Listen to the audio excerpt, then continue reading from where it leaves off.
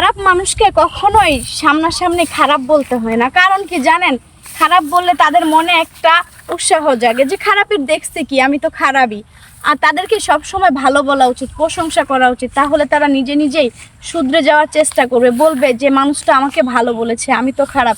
ভালো হলে তো তাদেরকে অবশ্য আরও ভালো বলবে, তাই না?